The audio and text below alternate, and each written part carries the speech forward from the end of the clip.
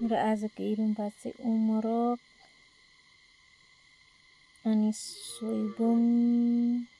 भन्छ के भन्छ मणिपुरीबाट तामा अनि उमरोक अनि त्यहाँबाट त्यति